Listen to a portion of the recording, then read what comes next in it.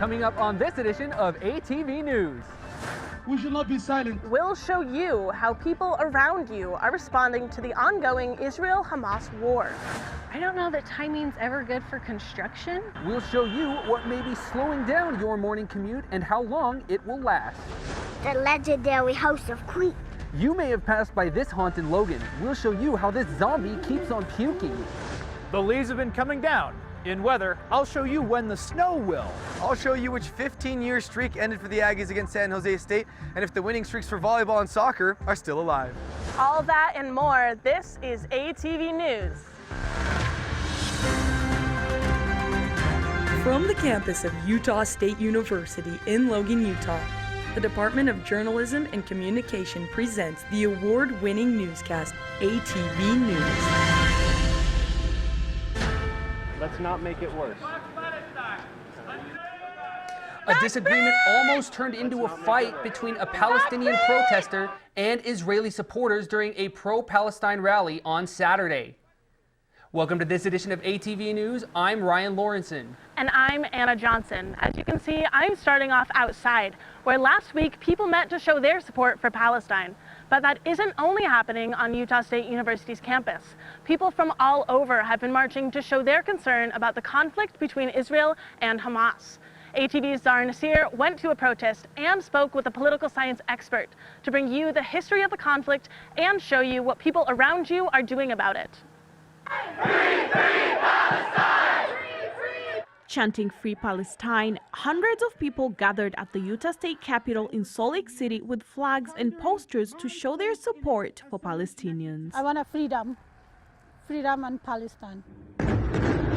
Although the conflict is gaining the people and media's attention now, a political science assistant professor says it can be traced back 75 years to Israel's War of Independence. The most concrete starting point for most of this is 1948. There was the founding of the State of Israel, and in the following days, the expulsion of 750,000 Palestinians from their homes. From then, Napi says the conflict shifted from Israel going to war with Arab nations like Lebanon and Syria to an internal political conflict with Palestine. It's over political representation. Do people displaced by the conflict have the right to return to their historic communities, their homes? And it's over the expansion of the settler communities in the occupied West Bank. The United States stands with Israel. President Biden addressed the conflict and said Americans stand with Israelis.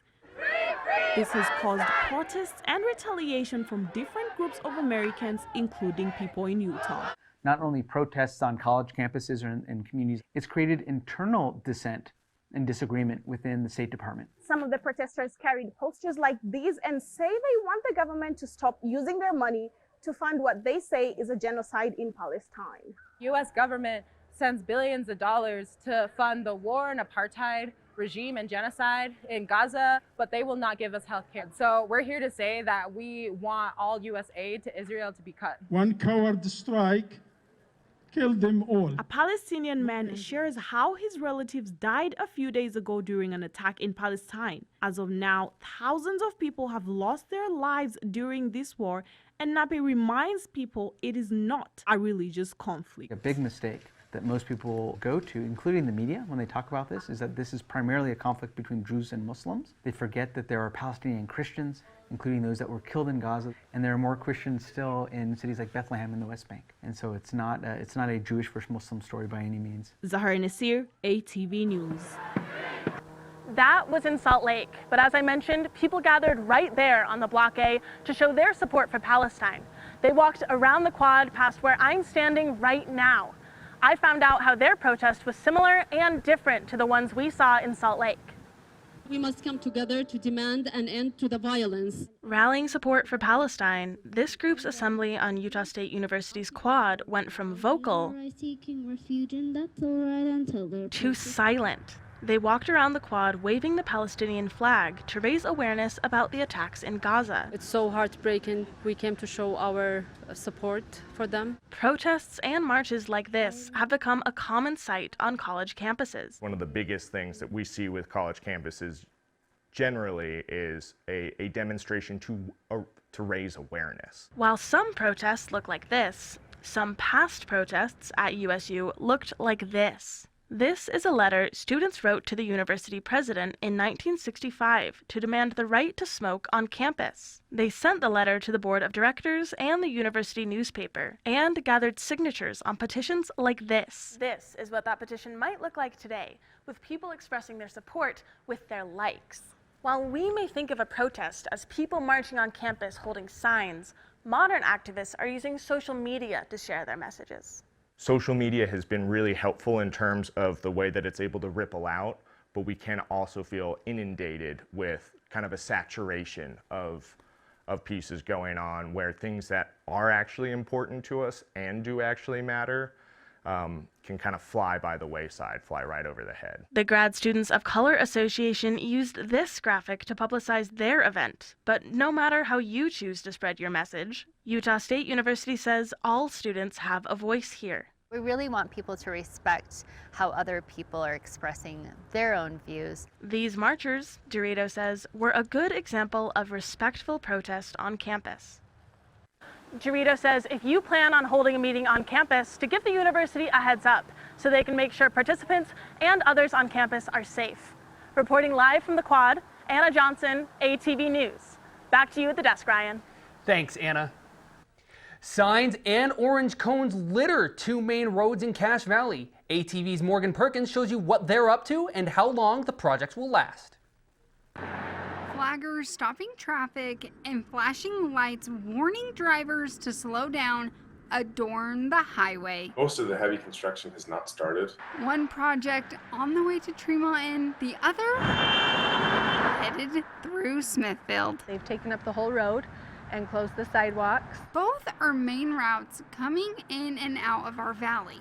But for SR30, it's a project that's being driven by growth. Cache County is seeing tremendous growth. That's a trend that looks to continue into the foreseeable future. When SR30 is closed, you have to go through Benson, where the roads are a lot more windier and slower because it's a residential area. Shaw says detours can add up to 30 minutes to your travel time and will happen periodically until 2025. Anytime we have a significant construction project like this one, there are going to be some headaches. There's really no other way to sugarcoat it. The Smithfield project is hitting Main Street businesses. I have been told by customers that it's a little harder to get to us. Also had people parking in our parking lot that shouldn't be in our parking lot because they don't want to deal with the traffic. Crews are adding a culvert that runs under the Main Street highway. There was an actual breach in the top of the deck of the bridge. It's been in the works for almost 2 years. Right now, the creek is at its lowest. This is the perfect time to do it. If you were traveling north or west, anytime you do a construction project, you have to think about the safety of everyone.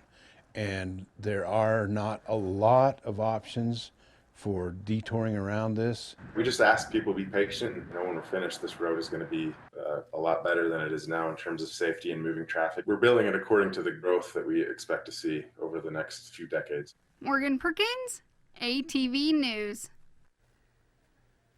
UDOT will be expanding SR30 to 4 lanes.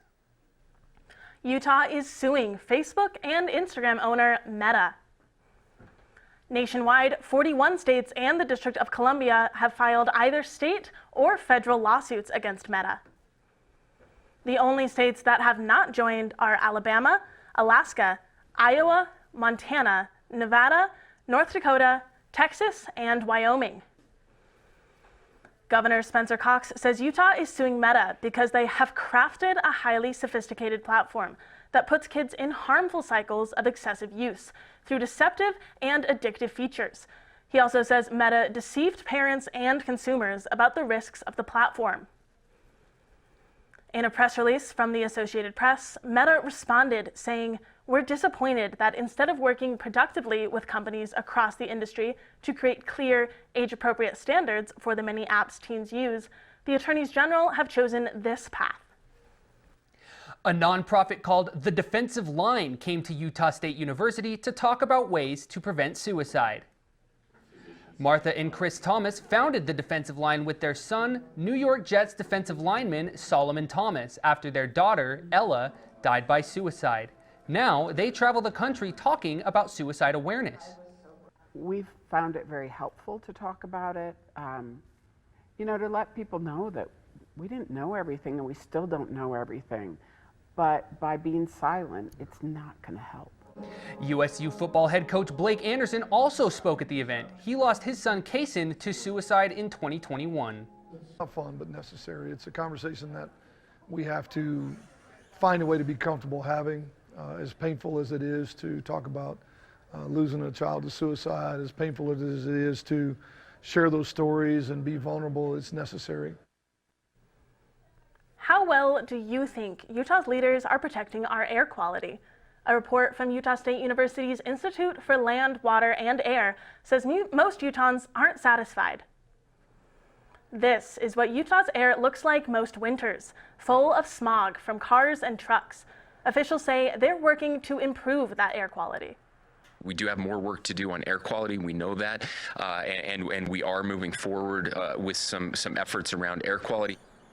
The report says almost 55% of Utahns are very concerned about Utah's air quality, but only 18% think Utah's politicians are doing enough or too much to address the problem.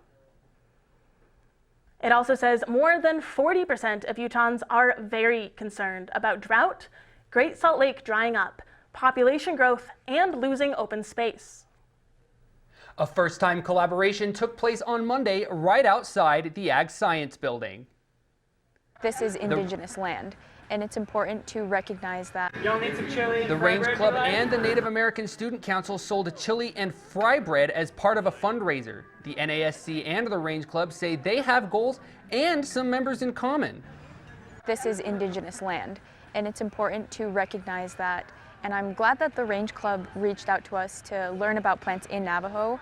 Both clubs say they want Western lands preserved. At their next event, they say they'll learn about plants in both English and Navajo. Club members say everyone is invited. You can learn more about these clubs by visiting our Facebook page. It's like speed dating, but you share your faith instead. USU's Interfaith Student Association held a speed faithing event in an attempt to set a world record for the largest one ever. My faith is what has led to this being a core value. I think people stand across from each other in a big circle, sharing what they say is important to them and how it has connected to their faith. Like speed dating, everyone moved around after a few minutes of talking to the person across from them.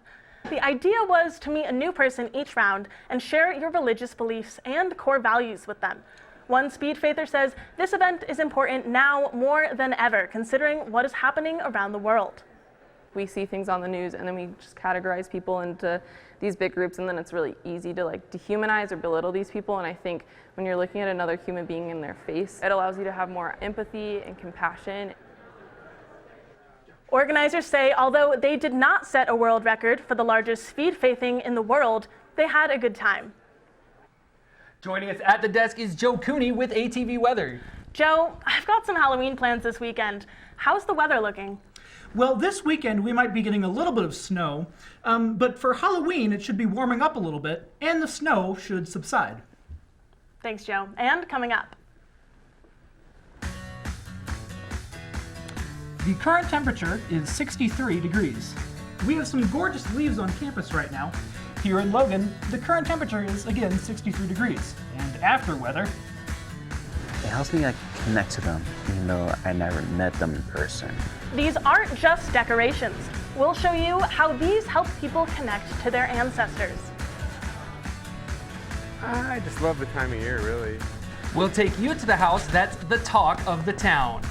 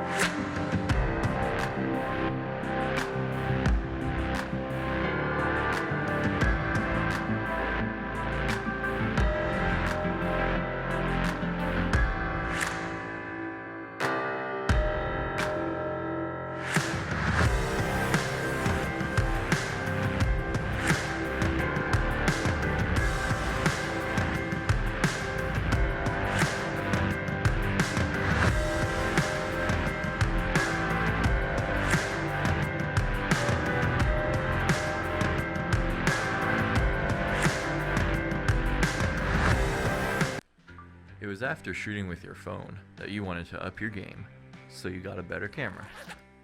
But your shots were shaky, so you got a tripod. But your audio was fuzzy, so you got a mic.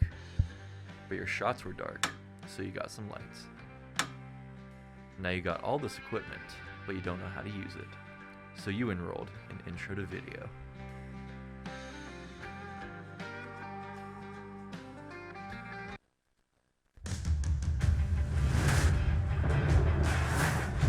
Welcome to ATV Weather. I'm Joe Cooney.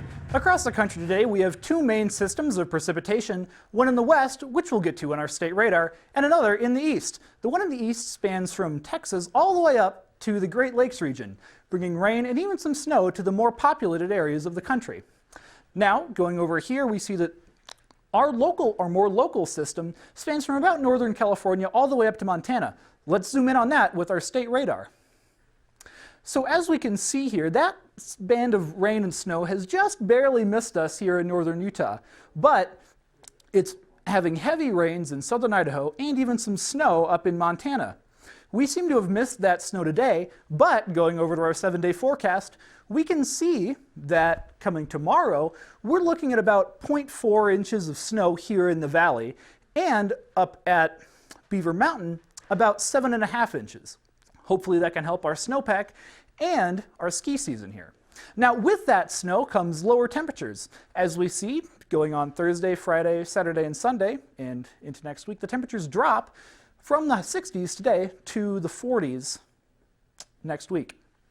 In the weekend, we also might see a slight chance of snow, but going into next week, we expect those temperatures to go back up, including on Halloween, even into maybe the low 50s. Hopefully that can help our trick-or-treaters stay somewhat warm.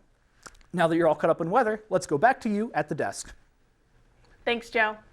How do you honor loved ones who've died? For Dia de los Muertos, the Day of the Dead, people use ofrendas. The Nora Eccles Harrison Museum of Art set up an ofrenda in its lobby. In Mexican tradition, an ofrenda is an altar usually set up on a table to honor lost loved ones. Even though they're long dead, they're still in our hearts, and we'll still remember them as long as we're still alive. A display board explains the item's symbolism. Scattered marigold petals create a pathway for the dead to follow home. Candles guide them through the darkness. The loved one's favorite things like foods, drinks, and toys are left out for them to enjoy. The traditional sugar skulls are a reminder to the living that everyone will die one day. While it is missing from this exhibit, people display photos of their loved one to show their remembrance. Now through November 13th, you can just dedicate a part of this ofrenda to someone you've lost by writing the person's name on a note and pinning it to the board. Halloween is just around the corner and plenty of homes in Cache Valley are already in the spirit. I went to one house that an entire neighborhood says has become a Halloween must-see. These witches are brewing just east of the USU campus. Whole Manor Cemetery is what we call it. One of Cache Valley's best yard haunts. It's the highlight of the year to be able to come and see this. A project Brady Hull has been working on 13 years. The first year we started, my wife was building some ghosts, and I just kind of said, oh, we can do better than that. So I got online, and I kind of discovered a world of people that just kind of go a little crazy. A yard display drive and walk-by viewers say gets better and better. They outdo themselves, it seems. Like there's a bunch of things here this year that weren't here before. Last year there were just 2 witches standing here in front of the garage door, but this year Hull added a 3rd one. I love it enough to do this. It's kind of a labor of love. It's developed into kind of a community expectation. I really like the spider and the hanging people, the hanging things that move as if there's actually a body inside there. I think those are awesome. A little subtler than the vomiting guy. This is the toxic puker. This is one of the first ones I built. Basically, he did his frame out of like PVC pipe and then hooked him up to a sump pump and ran a hose out of his mouth. And then just hooked him up to a cycle timer. Hull started asking for donations in recent years. He says the price of his shared storage unit has doubled. I just try to recoup a few costs, and basically if I make enough to pay for the storage fees and the power, pretty much donate the rest to the food pantry. But he says getting started is as simple as getting onto some of the online forums for haunters and just seeing what you like and, you know, try building something for yourself. It's actually pretty fun, rewarding. And on Halloween night, we usually give about between 700 and 1,000 pieces of candy. Hull says he starts decorating in mid-September. And joining us from ATV Sports is Noah Giles. Noah, are we going to see anything scary in sports? Any spooky things? Any creepy calls from refs? I don't think anything scary or creepy per se, but definitely there's the spookiest thing is that our offense is just as bad as it was against San Jose State. But we'll have more on that coming up. Cordero keeps. Ball free, and Utah State has it. I'll show you how a wild first quarter filled with turnovers didn't guarantee a victory for the Aggies.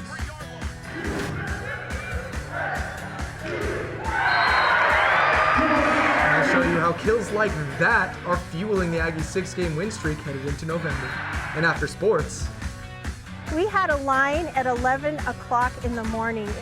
We'll show you just how many excited pumpkin walk goers showed up to see these pumpkins. Hello?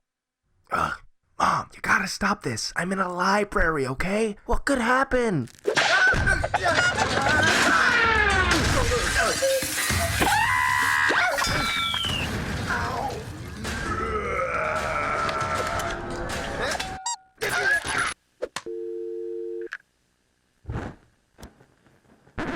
Yeah, stuff happens.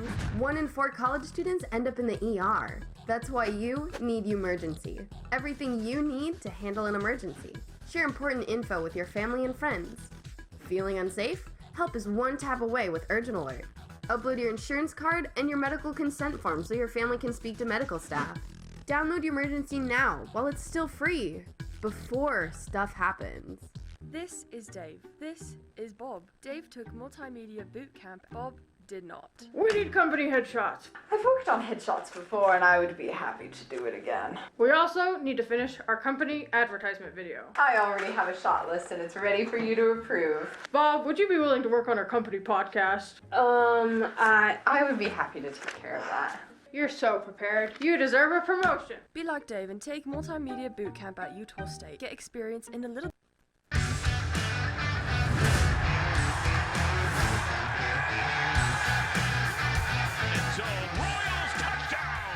even though he found the end zone in the fourth quarter, junior wide receiver Jalen Rose only managed 4 catches and 60 yards against San Jose State after 3 consecutive games of over 100 yards receiving.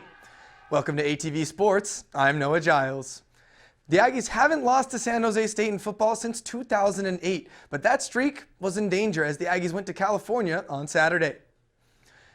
The Spartans came out of the locker room looking to put that streak to rest. Picking up the action here in the first quarter was the senior quarterback Chevin Cordero handing the ball off to junior running back Quali Conley up the middle to open the scoring in the game. Another look here, you see 2 Aggie defenders run right into each other. It's gotta hurt. On the ensuing kickoff, junior wide receiver Micah Davis gets hit and fumbles the ball, putting the Spartans in a great position to score. But following the Davis fumble, Cordero fumbles it inside the 5 and the Aggies recover. You see them coming up with the ball. A few minutes later, freshman quarterback McKay Hillstead rolls to his right and throws back across his body and is intercepted.